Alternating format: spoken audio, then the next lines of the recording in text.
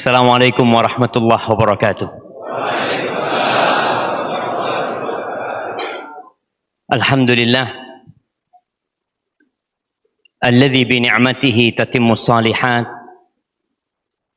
Segala puji bagi Allah Jalla Jalaluh yang karena nikmatnya kebaikan-kebaikan menjadi sempurna. Masjid ini berdiri karena kemudahan yang Allah berikan. Berapa banyak saudara-saudara kita yang berusaha untuk membangun masjid, bahkan bertahun-tahun mereka mengumpulkan dana. Tapi kalau Allah berkehendak, tidak ada yang sulit. Innama amruhu idza arada syai'an an yaqula lahu kun fayakun. Allahumma salli wa sallim wa zid wa barik wa an'im ala sayyidina wa maulana Muhammadin wa ala alihi wa ashabihi ajma'in. Ya Allah, semoga salawat, semoga salam, berkah dan nikmat senantiasa Engkau curahkan untuk hamba kekasih-Mu, untuk baginda Nabi kita Muhammad alaihi salatu wassalam, untuk keluarga beliau, untuk istri-istri beliau, untuk putra-putri beliau, dan untuk seluruh sahabat Nabi. Semoga Allah meridhai kita bersama mereka. Amma ba'd. Naam, antum. Tanggal berapa hari ini?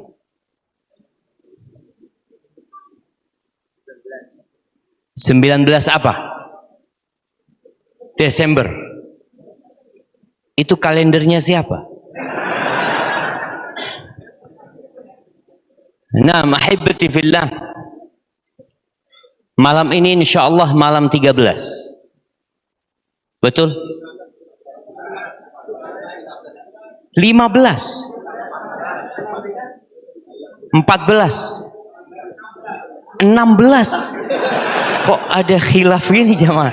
Kayaknya ana barusan lihat tanggalan ana tanggal 13 ya, Masya Allah. Mungkin salah punya. Tapi yang jelas kita berada di bulan Jumadal Ula. Habis Jumadal Ula, Jumadal Akhirah. Habis itu bulan Rajab. Habis Rajab bulan Sya'ban. Kapan kita Ramadan? Ya tanggal 1 Ramadan kita Ramadan. Jemaah mulai puasa tanggal 1 Ramadan. Kenapa Yana mengingatkan itu sebelum kita mulai kajian? Karena banyak umat Islam yang tadi Ustaz Sufyan sebutkan jumlahnya 200 juta lebih di negeri kita. Mereka tidak tahu dengan bulan apa sekarang. Tanggal berapa sekarang. Kalender yang dipakai ya kalender Masehi. Masihi itu artinya Kristus. Jadi memang kalendernya orang-orang Masehi. Yang mereka beranggapan dimulai dengan lahirnya Nabi Isa alaihissalam menurut klaim mereka. Tapi yang jelas kita umat Islam punya kalender sendiri. Jadi nggak perlu ribut lagi tentang tahun baru. Karena pergantian tahun umat Islam itu, nah, kapan? Antum? Kapan pergantian tahun umat Islam? Sebelum Muharram bulan apa?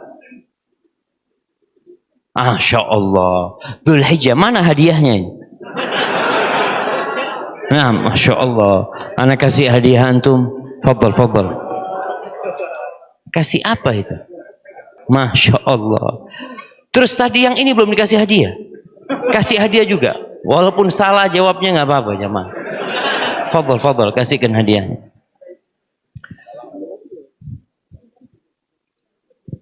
Nanti dibagi antum sama teman-teman antum. Baik. Karena masih banyak umat Islam yang tidak tahu dengan kalender Hijriyah. Padahal kalender ini adalah sebuah identitas. Identitas. Jangan malu untuk mengatakan ana muslim. Jangan malu. Karena Allah Azza wa Jalla mengatakan inna dina indallah al-Islam. Agama yang diridhai Allah itu hanya Islam. Baik. Yang kedua, ana bahagia banget di tempat ini. Ini mungkin tabligh akbar pertama ana ya. Setelah pandemi ini, ana sebenarnya takut. Tapi insya Allah kita punya Allah Jalla Jalaluh, yang semoga Allah menjaga kita semuanya dan menjadikan niat kita hadir di tempat ini ikhlas lillahi ta'ala. Apa tema kita hari ini? Aku ingin kaya. Kayaknya ini yang menyebabkan banyak yang hadir. Karena semuanya pada miskin-miskin, mungkin Ustadz kasih trik supaya bisa kaya gitu kan. Jamaah rahimakumullah. Kelak pada suatu saat Indonesia ini akan hancur. Iya. Bumi ini akan rusak. Bahkan hancur sehancur-hancur. Tiada lagi yang kaya dan yang miskin. Tiada lagi rumah yang mewah dan gubuk yang reot. Tidak ada lagi jalan-jalan tol, gedung-gedung pencakar langit. Kita tidak akan lagi melihat mobil-mobil yang mewah. Motor-motor gede. Kita nggak akan lagi melihat persaingan antara iPhone dengan Samsung. Nggak akan. Persaingan antara Toyota sama Honda, sama Mitsubishi. Kita tidak akan lagi melihat warung-warung di pinggir jalan dan rumah makan mewah yang sering kita lihat pada saat ini. Dan masjid ini pun akan hancur. Ka'bah pun akan tiada. Gunung-gunung yang menjulang tinggi, yang sekarang kita merasakan dampak tatkala dia batuk, menyebabkan kampung, kecamatan hilang. Nanti gunung-gunung itu akan hancur sehancur-hancur. Dan kita akan berada di dalam perut bumi. Kemudian kita akan dibangkitkan kembali. Dalam kondisi telanjang. Tidak beralaskan kaki. Tidak membawa apa-apa. Allah Azza wa Jalla berfirman di sebuah surat yang sering kita dengar. Idza zulzilatil ardu zilzalaha wa akhrajatil ardu athqalaha. Kelak bumi itu akan goncang dengan segoncang-goncangnya. Kita bisa bayangkan ketika terjadi gempa 5 menit dengan skala 7. Apa yang akan terjadi dengan kota Solo ini? Mungkin antum akan dengarkan ana kalau terjadi gempa. Antum akan tinggalkan ana. Antum akan saling injak-injak di pintu itu. Antum hanya akan berpikir diri antum sendiri. Akan datang masa itu. Dan kelak bumi ini akan memuntahkan yang ada di dalam perut bumi. Memuntahkan manusia-manusia yang hilang. Yang telah menjadi tanah. Untuk dibangkitkan agar mendapatkan balasan atas apa yang dia amalkan. Rasul sallallahu alaihi wasallam dalam hadis yang diriwayatkan Imam Muslim Beliau mengatakan taqiul ardu aflada kabidiha. Bumi itu akan memuntahkan buah hatinya. Apa yang ada di dalam bumi akan dimuntahkan oleh bumi. Amthal al-ustuwan min al-dhahabi wal fiddah. Bumi itu akan memuntahkan seperti tiang-tiang ini. Antum lihat tiang ini jamaah, emas dan perak. Bayangin ya, orang itu berebut emas 10 kilo, 20 kilo. Kelak bumi itu akan memuntahkan seperti tiang-tiang ini, dimuntahkan. Orang melihat itu berceceran emas dan perak. Yang untuk jadi orang kaya kita melihat sebagian manusia berangkat menuju ke pedalaman hutan. Tatkala dia mendengar ada sungai yang pasirnya mengandung emas. Kita melihat bagaimana Freeport yang sampai hari ini dikeruk emasnya. Nanti di jalanan, di mana-mana bumi itu akan memuntahkan emas itu. Emas kelondongan, bukan 5 kilo, bukan 10 kilo. Kata Nabi SAW, fayaji'ul qatil. Seorang pembunuh datang melihat itu emas. Lalu dia mengatakan, fi hadza qataltu. Gara-gara ini aku membunuh. Wallahi jamaah, kita melihat pembunuhan gara-gara sepeda motor. Begal-begal. Dia ambil sepeda motor, dia jual berapa jamaah? 2 juta? 3 juta? Berapa juta jamaah? Siapa yang jadi penadah di sini? Siapa yang pernah beli motor STNK-an? Nggak pakai BPKB? Nah, tergantung motornya. Masya Allah. Iya, gara-gara 1,5 juta, gara-gara 2 juta dia membunuh jam. Ada yang membunuh gara-gara kalung emas. Kalung emas yang berapa gram? Ini orang tatkala melihat gelondongan emas seperti itu, dia mengatakan fi hadza qataltu. Gara-gara ini aku membunuh. Wa yaji'ul qati, dan datang orang yang memutuskan silaturahim. Dia nggak mau kenal sama pamannya, dia nggak mau kenal sama adiknya, sama kakaknya. Dia datang kepada emas dan perak itu sambil mengatakan, fi hadza qatta'tu rahimi. Gara-gara ini aku memutuskan rahimku. Wa yaji'us sariq. Pencuri juga datang melihat gelondongan emas itu sambil mengatakan, fi hadza quti'at yadi. Gara-gara ini tanganku dipotong. Thumma yada'unahu fala ya'khuduna minhu syai'an. Semuanya meninggalkan itu emas gelondongan, itu perak gelondongan. Tidak ada yang ngambil sedikit. Ahibati fillah, ana ingin mengingatkan hakikat dunia ini. Ya, yang sekarang kita sibuk mengumpulkan harta. Kita ingin lebih kaya. Kita ingin bersaing dengan kawan kita. Lihat HP kawannya, iPhone 17. Belum keluar. Ngikutin juga antum, insyaallah. Antum bisa ngelihat iPhone itu dari berapa jamaah?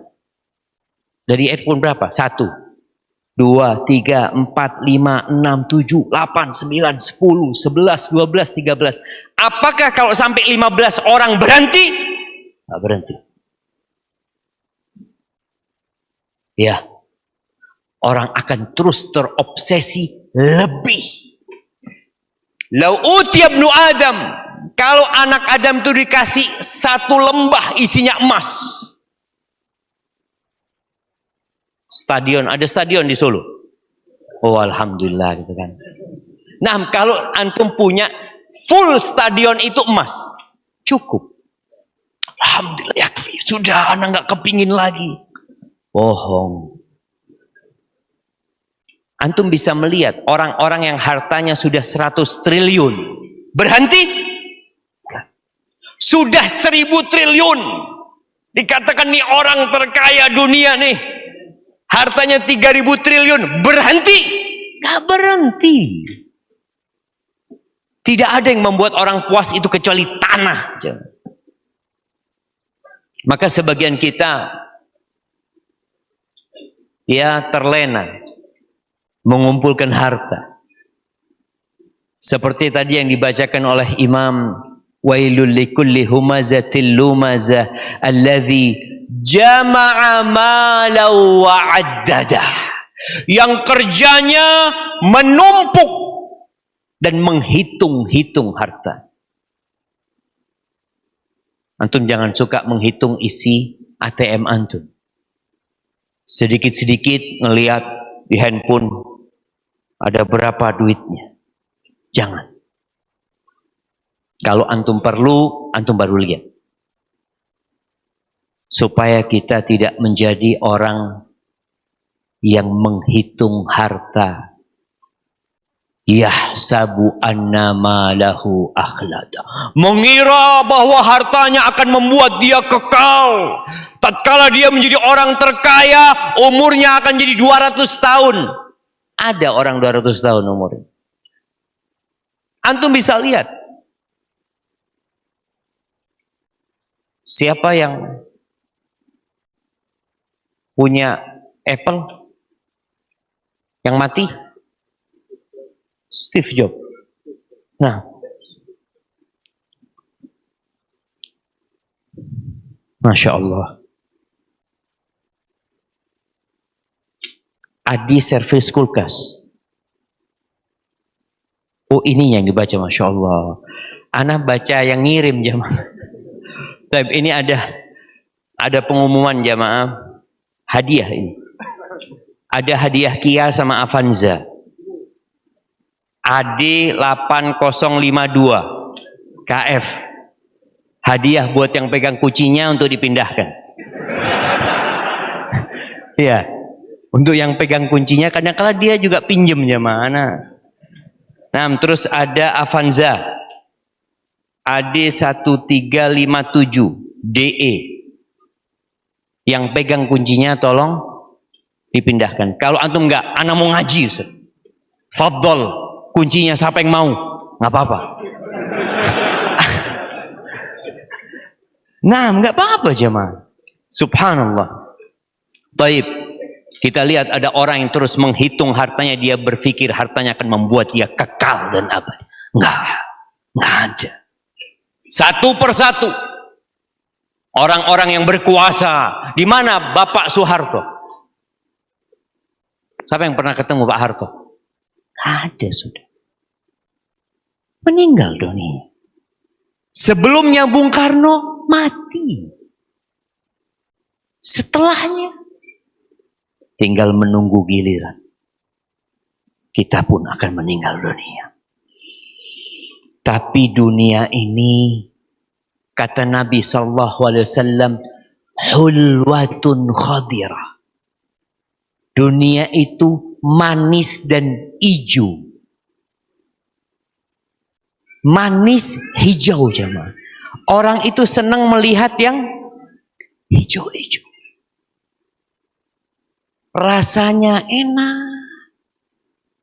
Itu dunia. Yang membuat kita terlena. Yang kadangkala membuat sebagian manusia azan Jumat dikumandangkan, dia belum sampai masjid. Kita melihat sebagian saudara kita, khutbah kedua baru sampai masjid. Dan gak mau duduk dia jamaah. Dia berdiri. Kayak serius ngeliatin imamnya. Supaya imamnya cepat selesai khutbahnya. Ini sudah berdiri. Menjadi orang yang terakhir ke masjid dan pertama pulang. Itu terjadi. adzan dikumandangkan, sebagian sibuk dengan jual belinya, dengan perniagaannya. Padahal Allah Jalla Jalaluhu mengatakan, ya ayyuhalladzina amanu idza nudiya lis-salati min yaumil jumu'ah fas'au ila dzikrillah wa dzarul bai'.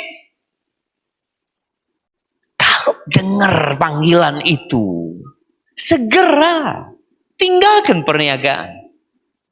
Ya, tapi orang terlena dengan dunia.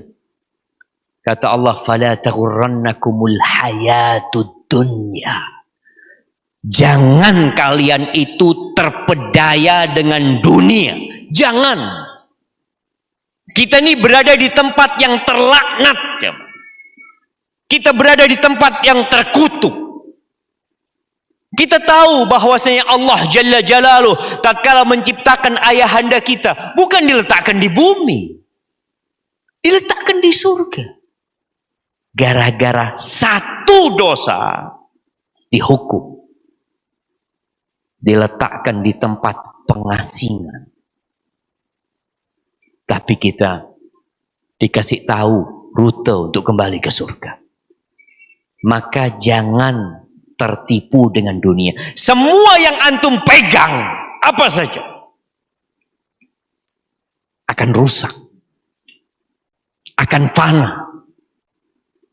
Maka jangan bangga tatkala antum memiliki mobil yang mewah, motor yang mewah, uang yang banyak, semuanya akan hancur. Dan kita telah melihat orang-orang yang punya rumah mewah dikeluarkan dari rumahnya, ditempatin oleh anaknya. Nanti anaknya akan dikeluarkan oleh anaknya. Karena memang kita berada di tempat yang terkutuk. Kata Nabi alaihi salatu wassalam, ad-dunya mal'unatun mal'unun ma fiha. Dunia ini terkutuk. Yang di dalamnya itu semua terkutuk. Illa zikrullah. Kecuali ingat sama Allah. Wa mawala, dan segala ketaatan kepada Allah Azza wa Jal. Wa alimun au muta'allim. Dan orang yang berilmu, yang faham hakikat dunia, yang tahu dengan jalan menuju akhirat, au muta'allim, atau orang-orang yang belajar, dia tidak terlaknat.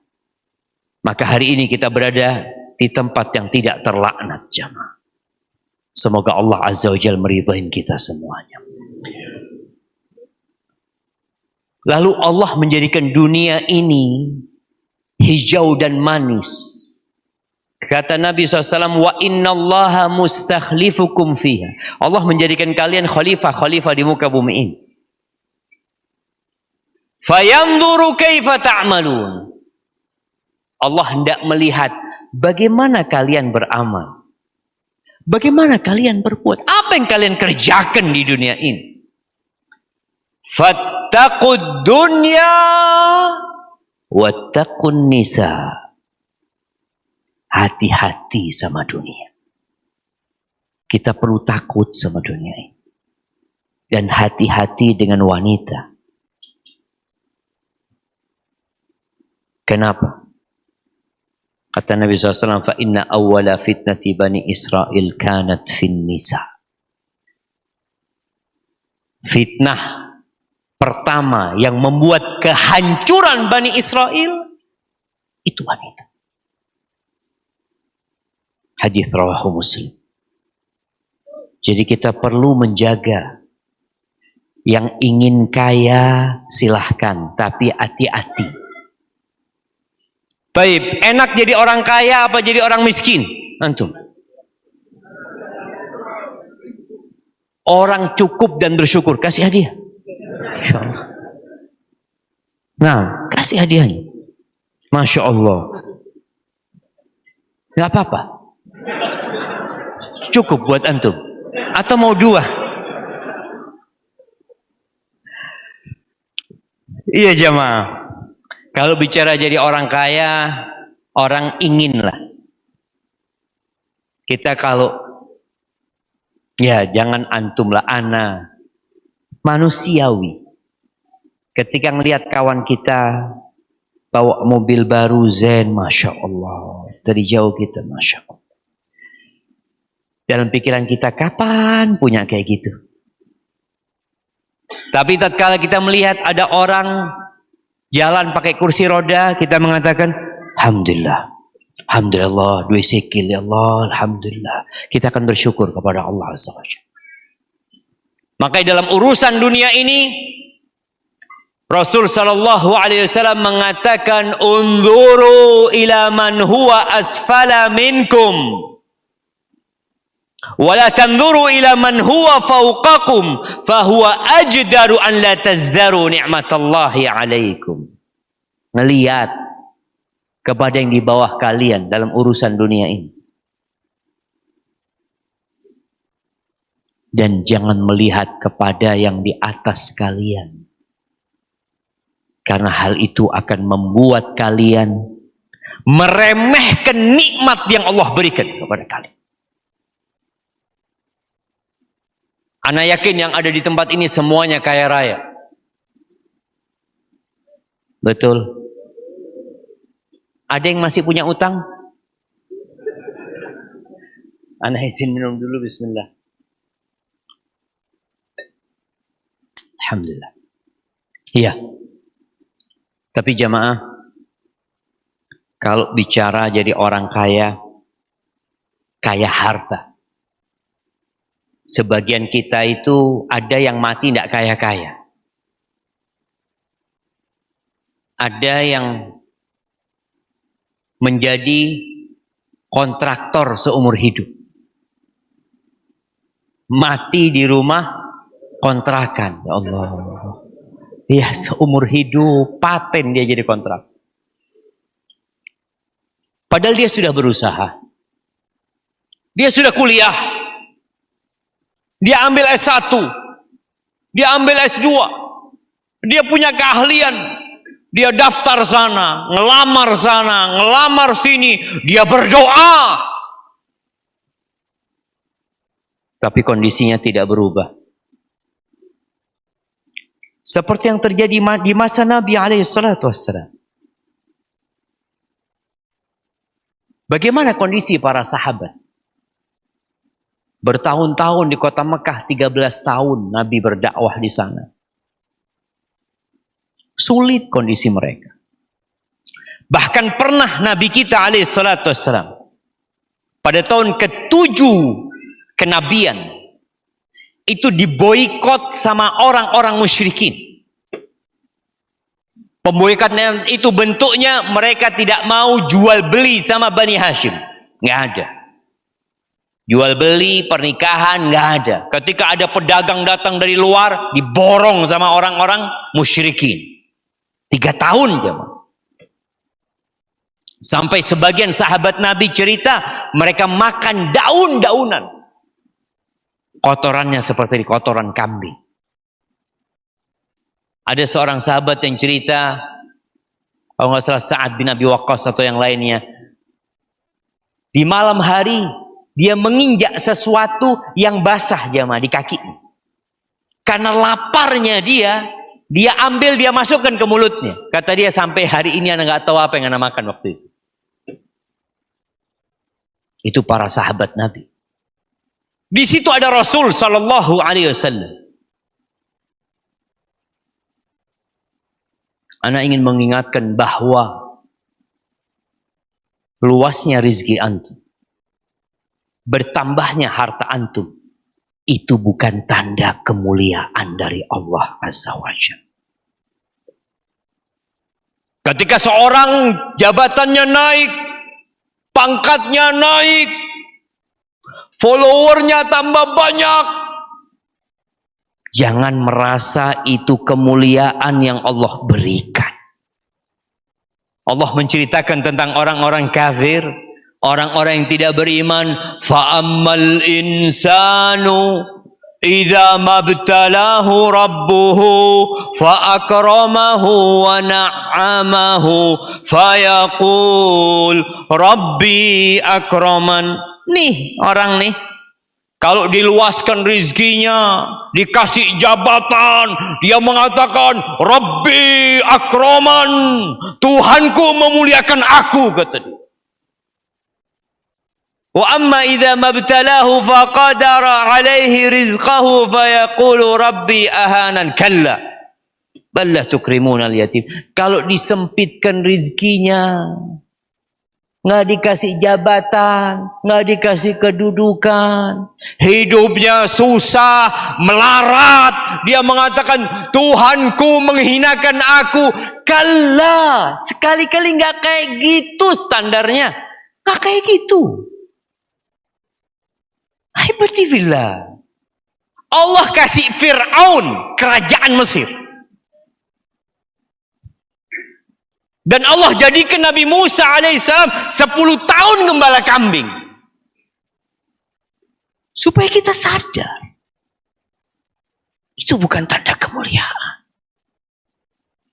Oleh karena itu, tatkala sebagian orang kok merasa aneh tidak suki-suki, padahal sholat malam jangan ditanya, Ustaz. 11 rakaat, Ustaz. Kajian soft pertama. Biasanya yang soft pertama ini susah-susah aja, ya. Belum tentu ya. Enggak. Karena kalau yang senang biasanya telat ya, kadang-kala alhamdulillah sudah selesai urusan Ustaz, utang sudah lunas, alhamdulillah, ya paling enggak sholatnya enggak apa-apa lah, soft kedua, soft ketiga. Ya, sebagian kita puasa Senin Kemis, puasa Daud. Apalagi Ustaz yang harus anak kerjakan sampai hari ini anak belum bisa melunasi utang, Ustaz. Bukankah tanda cinta Allah itu? Idza ahabballahu qauman ibtalahum. Kalau Allah cinta kepada satu kaum, Allah akan kasih bala sama mereka, bukan dikasih harta. Dikasih bala. Antum bisa duduk di saf awal, itu nikmat dari Allah Azza wa Jal. Disebutkan dalam sebuah kitab, ini mungkin kisah Israiliyat. Ketika Nabi Sulaiman, kita tahu Nabi Sulaiman kerajaannya tidak akan ada kerajaan, kekuasaan yang dapat menandingi kerajaannya Nabi Sulaiman. Ketika Nabi Sulaiman lewat dengan pasukannya, yang pasukannya terdiri dari bangsa jin, manusia, burung-burung dari atas yang menaungin mereka. Ada seorang pendeta, pendeta dari kalangan Bani Israel. Dia ketika melihat kerajaan Nabi Sulaiman itu, dia mengatakan, laqad utiya ibnu Daud mulkan azima. Kata dia, ini anaknya Daud ini benar-benar telah dikasih kerajaan yang maha hebat, yang dahsyat sekali. Nabi Sulaiman dengar. Nabi Sulaiman tidak ingin ahli ibadah ini rusak ketika melihat harta. Maka disebutkan dalam riwayat itu mengingatkan Nabi Sulaiman, la tasbihatun wahidatun fi sahifatil mu'min khairun min mulki Sulaiman. Satu tasbih, ucapan subhanallah di catatan orang yang beriman itu lebih baik daripada kerajaan Sulaiman. Kenapa? Tasbih itu akan tetap ada dalam catatannya kelak sampai hari kiamat. Adapun kerajaan Sulaiman yazul, hilang jamaah. Kemana kerajaannya Nabi Sulaiman? Kemana angin yang Allah berikan kepada Nabi Sulaiman? Kemana istana Nabi Sulaiman yang membuatkan Bilqis masuk menyingkap betisnya? Kemana jamaah? Ketika masuk kepada istana Nabi Sulaiman, melihat itu lantainya istana Nabi Sulaiman. Kemana singgasananya Bilqis yang dipindah sama Nabi Sulaiman? Lewat orang yang dikatakan alladzi indahu ilmun minal kitab, dibawa dari Sabak sana ke Palestina. Kemana semua itu jemaah? Fin. Gak ada semua. Maka ahibati fillah, Tatkala antum sudah berdoa, sudah berusaha, sudah berupaya, tapi kondisi antum tidak berubah, jangan pernah buruk sangka sama Allah Azza wa Jalla. Tiap hari kita mengatakan Bismillahirrahmanirrahim, dengan nama Allah yang Maha Pemurah dan Maha Penyayang, yang Maha Pengasih dan Maha Penyayang. Allah itu lebih sayang sama kita daripada orang tua kita. Allah itu lebih pengasih sama kita daripada seluruh penduduk bumi ini. Antum lihat bagaimana Nabi Ayub alaihissalam tatkala dikasih cobaan sama Allah bertahun-tahun, Nabi Ayub itu pernah berada di puncak kekayaan, puncak kehormatan, dihormatin manusia. Orang itu menghormatin orang yang punya duit, ya Maya. Kita melihat kalau antum mafi fulus, ya kurang ditoleh sama orang. Tapi antum datang dengan mobil mewah, orang langsung monggo tafadhol, Masya Allah. Ya,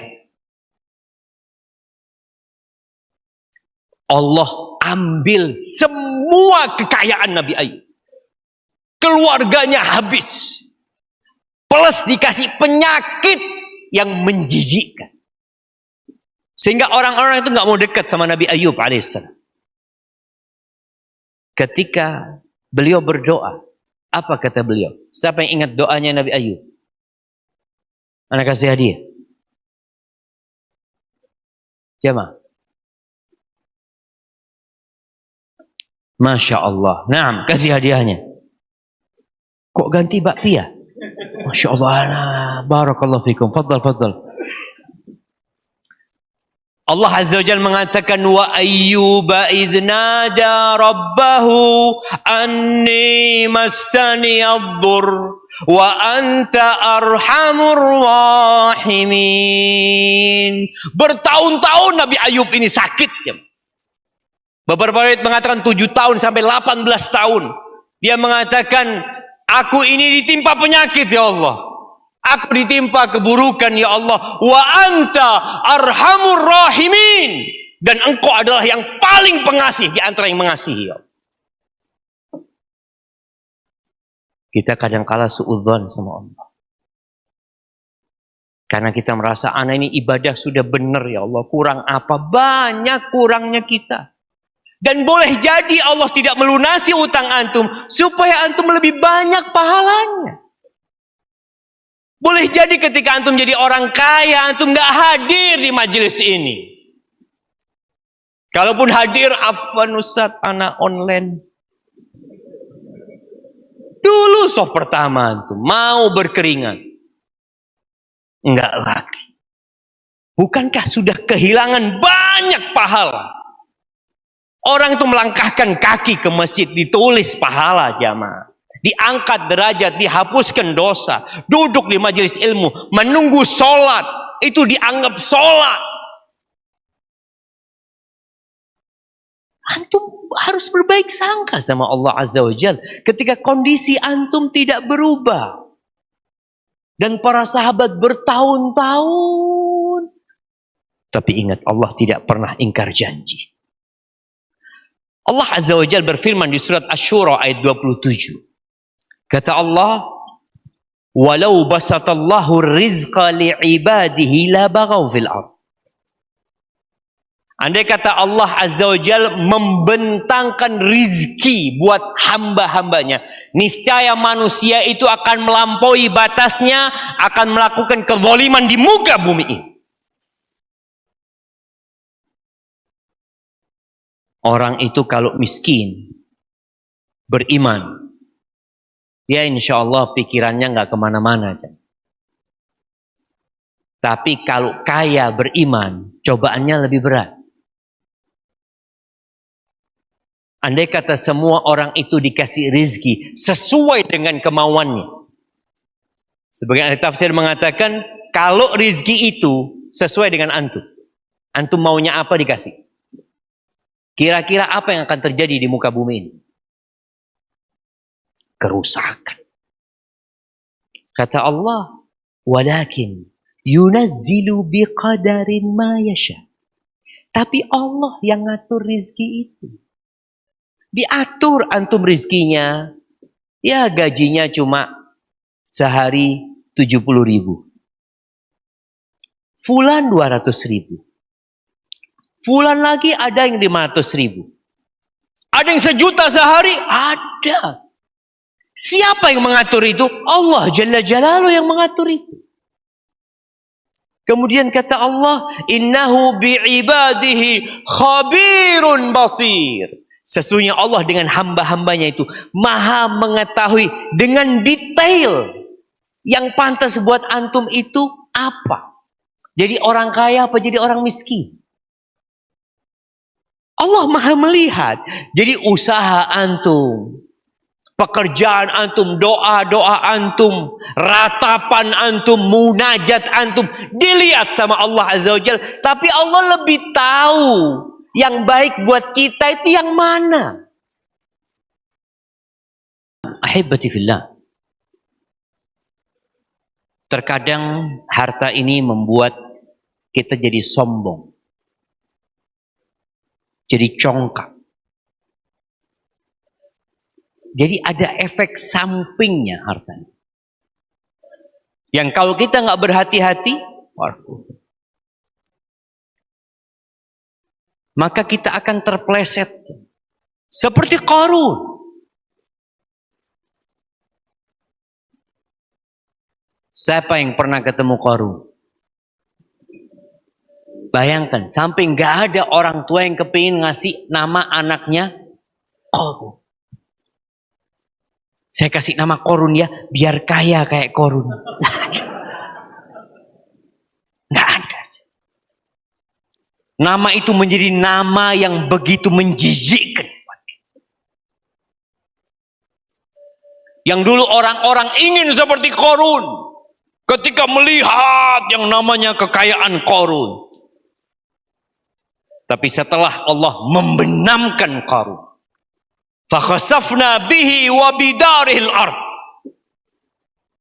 Karena ujub dia. Dibenamkan di bumi bersama rumah dan hartanya. Apa sih yang dikatakan Qarun ketika disuruh berbuat baik, disuruh sedekah, disuruh membantu orang lain? Dia mengatakan, innama utituhu ala ilmin indi.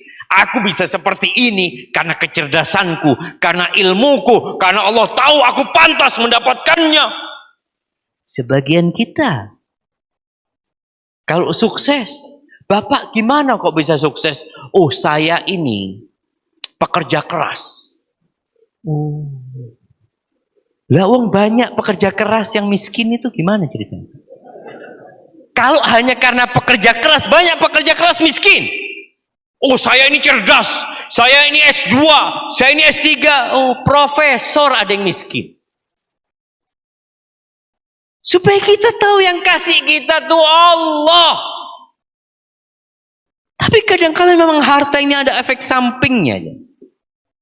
Sampai Allah Azza wa Jalla mengatakan di surat Al-Alaq, innal insana la yatgha ar-ra'ahu istaghna. Sesungguhnya manusia itu benar-benar melampaui batasnya. Kapan? Ketika merasa sudah punya. Sudah cukup. Ya, kalau untuk 7 tahun cukup lah Ustaz. Iya, sebagian kita nggak pernah mikir besok makan apa aja. Nggak pernah mikir. Sebagian kita nggak pernah mikir nanti akhir bulan ini bayar kos-kosan gimana. Bayar listrik gimana? Allah anak pernah ingat. Istri anak cerita. Anak minta dia. Coba engkau datang ke rumahnya mahasiswa itu. Di kampus kita ada mahasiswa yang kos-kosan. Setelah dia datang, dia dengan wajah yang penuh dengan kesedihan. Dia mengatakan, Bang, itu Bang, istrinya ngomong cuma punya duit 1.000 Bang. Gak ada fulus. Gak tahu mau makan apa. Orang yang seperti ini biasanya kemana dia akan menggantungkan harapannya? Allah Rabbul Alamin. Tapi ketika kita punya uang yang banyak, kadangkala kita merasa anak, saya, kami, kita. Ingat, engkau dulu nggak eksis di muka bumi ini. Allah mengingatkan kita. Hal ata 'alal insani hinum minad dahr lam yakun syai'an madhkura. Enggak ada dulu namanya Syafiq, itu enggak ada. Antum harus ingat nama antum sekarang siapa? Dulu enggak ada. Orang dengan nama antum itu enggak ada dulu. Enggak pernah dikenal. Terus kita jadi ada. Kita jadi punya ilmu. Kita jadi bisa bekerja, bisa punya, sukses. Siapa yang kasih? Innallaha huwar razzaq dzul quwwatil matin. Ahibati fillah. Nabi alaihi salatu wasallam tahu sahabatnya pada miskin pada waktu itu. Kemiskinan para sahabat itu benar-benar sangat memprihatinkan. Sebagian sahabat itu kalau sholat itu cuma pakai sarung aja, karena nggak ada atasannya. Nabi melarang kalau orang punya baju ya pakai, ini nggak punya. Ketika sujud, dia itu pegangin sarungnya jemaah. Antum bayangin orang sujud seharusnya kan tangannya, kedua tangannya, jidatnya, kedua lututnya, ujung jari-jarinya itu kena tanah. Ini dipegang sarungnya karena takut tersingkap auratnya. Sulit hidup mereka. Sampai cerita seorang sahabat yang hendak menikah dengan wanita yang menawarkan dirinya kepada Nabi SAW, tapi Nabi tidak ada hasrat untuk menikah. Lalu sahabat ini mengatakan, kawinkan dia dengan aku. Kata Nabi SAW, iya. Engkau punya mahar apa?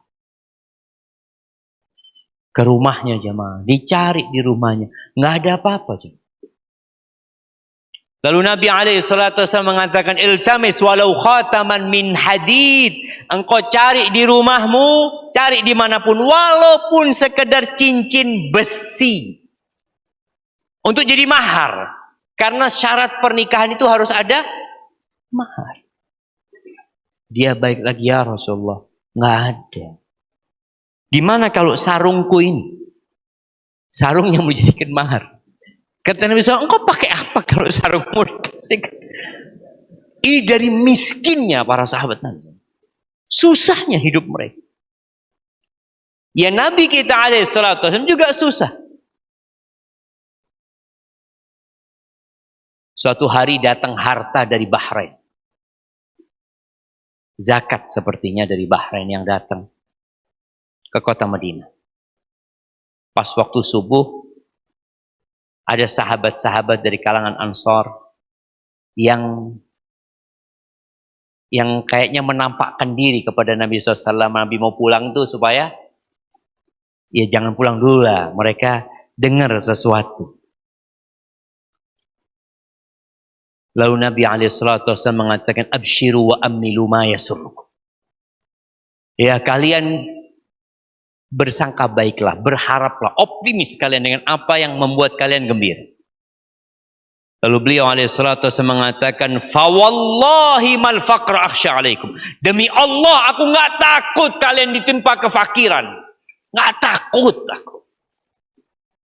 Terus yang ditakutkan apa? Kaya. Nah, wa inna ma akhsha an tubsata alaikumud dunya. Yang aku khawatirkan tatkala dunia ini dibentangkan buat kalian. Apa yang terjadi? Ternyata semakin banyak harta,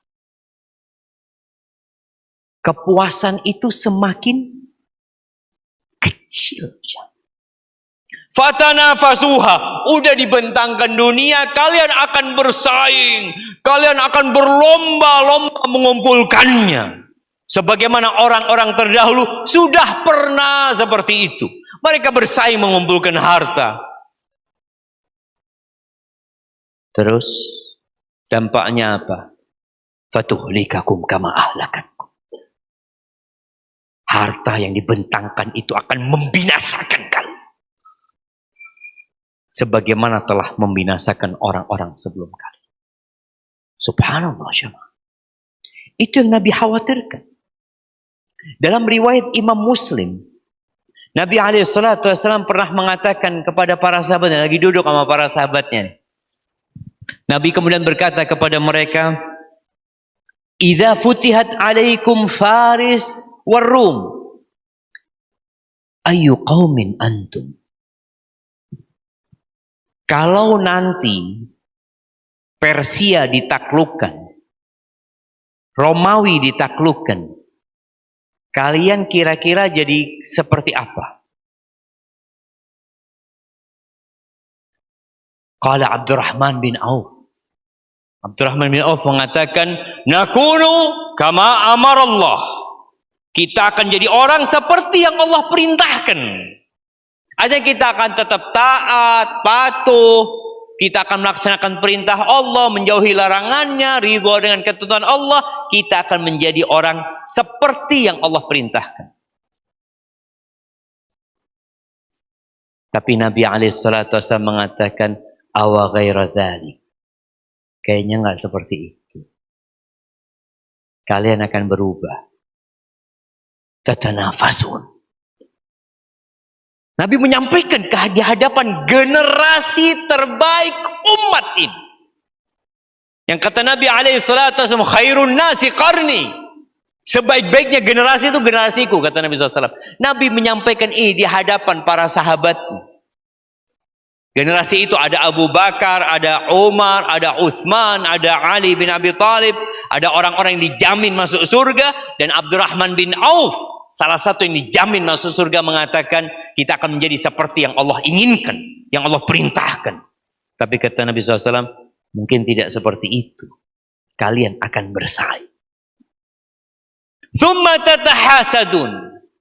Setelah bersaing, kalian akan saling iri.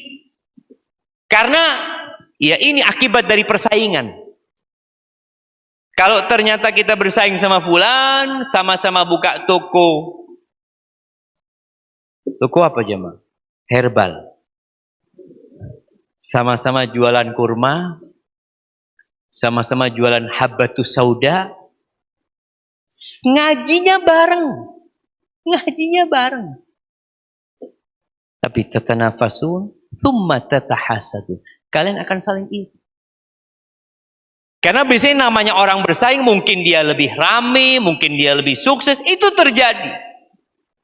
Dan tatkala dari awal antum sudah bersaing, antum sakit hati kalau dia sukses.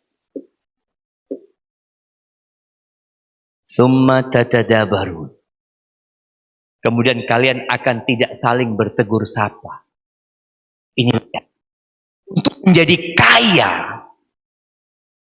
Kadangkala kita kehilangan saudara kita, jemaah.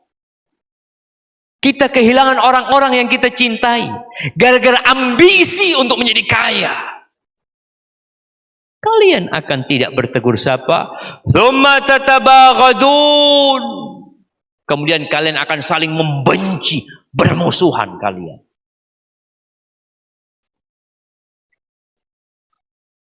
Dan sepertinya itu yang terjadi.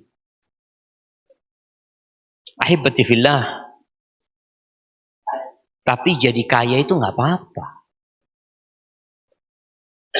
Antum mau jadi kaya nggak apa-apa. Asalkan tahu diri. Nabi SAW mengatakan, ni'mal malu salih fir rajuli salih. Sebaik-baiknya harta itu kalau ada di tangan orang yang baik. Kayak masjid ini. Apa dibangun pakai kereweng? Pakai fulus ya, man. Pakai fulus masjid ini dibangun. Sekolah-sekolah dibangun. Pakai apa? Fulus. Berangkat haji. Pakai apa? Fulus. Kayak tadi ada kotak amal lewat. Berhenti nggak di depan antum? Sebagian ada yang berhenti.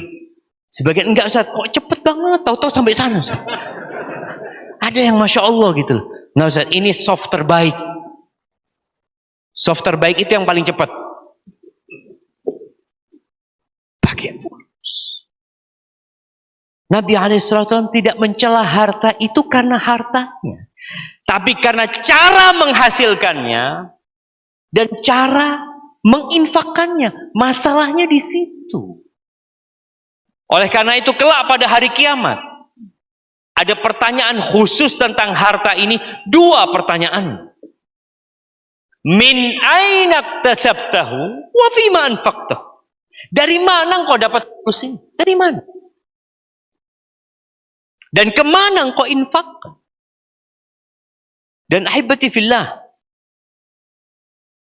banyak proyek-proyek kebaikan. Jadi antum kalau mau jadi orang kaya, ambisinya harus akhirat. Anak kepingin, Ustaz, punya penghasilan tiap bulan, ya nggak usah banyak-banyak lah. 100 juta. Banyak dikit? Dikit. Antum tahu dunia dan isinya ini tidak lebih dari 1 sayap nyamuk. 1 sayap nyamuk. Kita ini rebutan apa? Sesuatu yang tidak lebih dari 1 sayap nyamuk.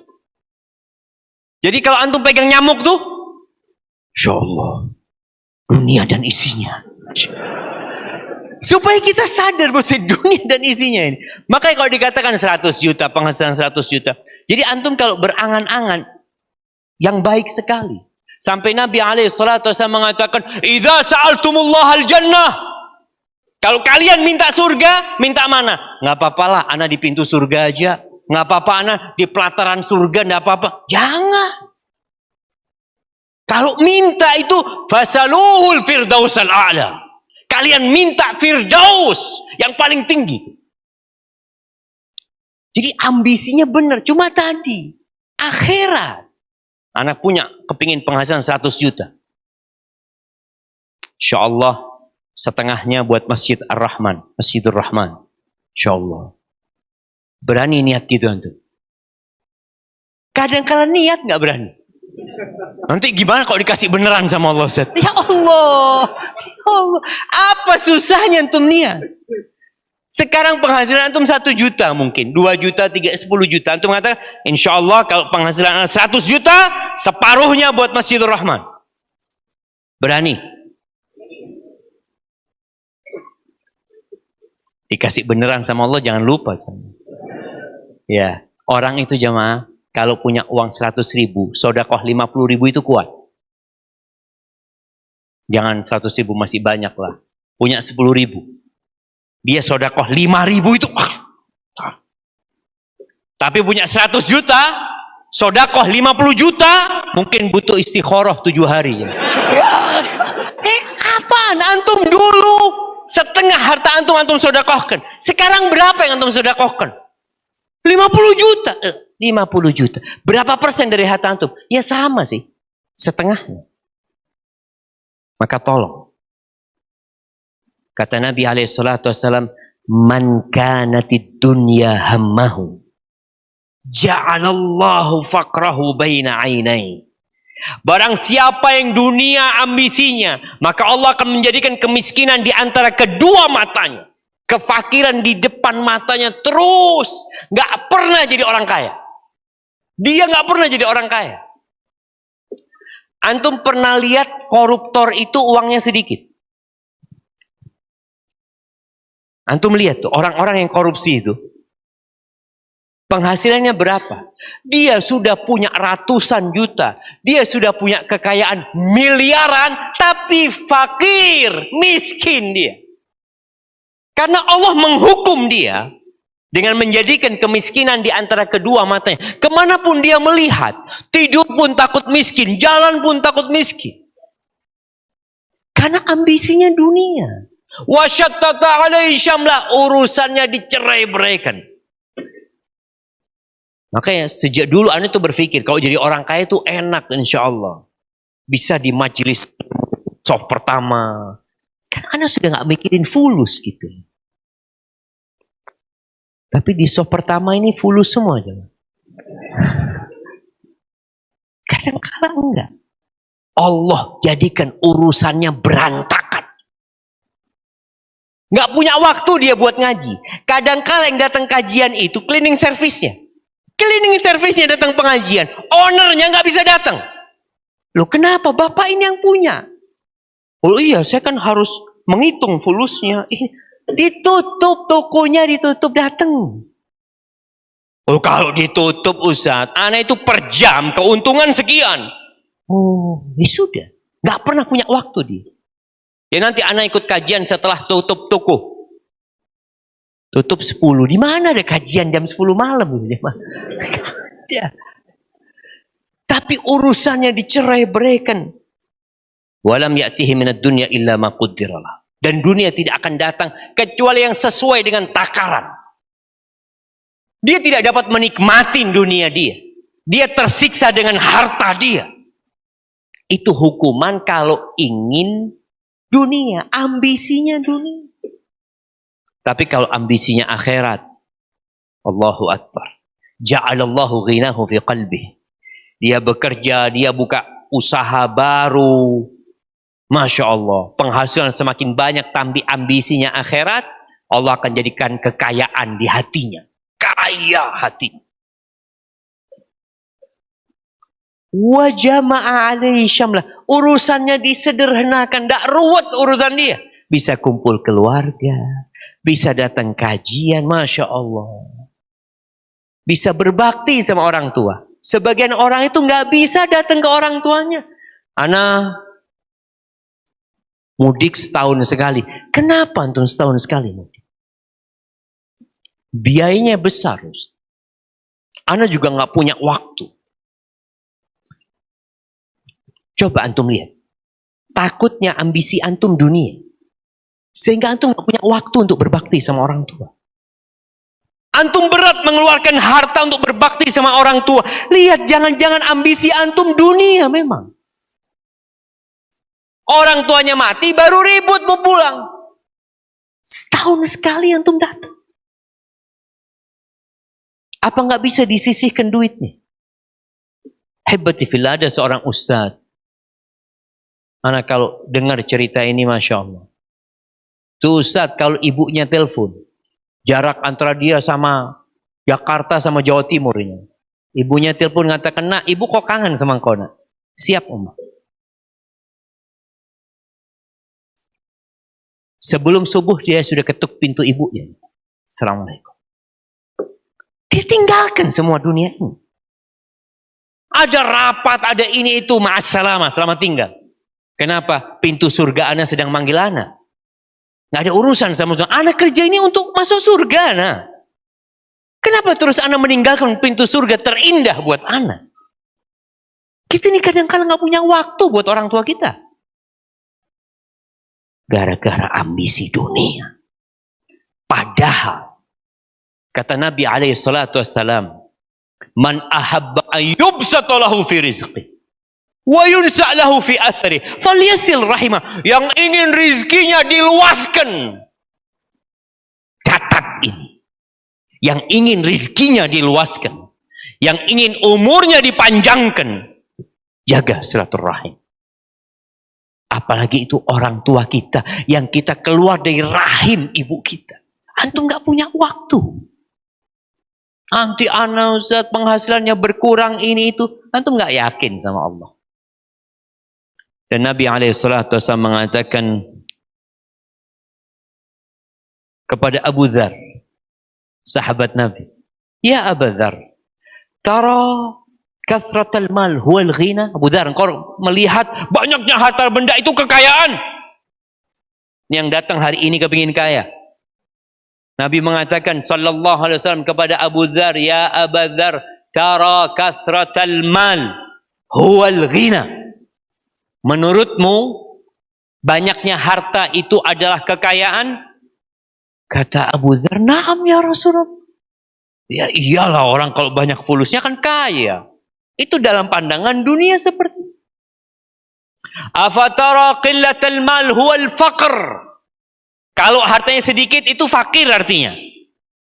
Qultu na'am ya Rasulullah. Iya ya Rasulullah. Kata Nabi SAW, innamal ghina ghinal qalb wal faqru faqrul qalb.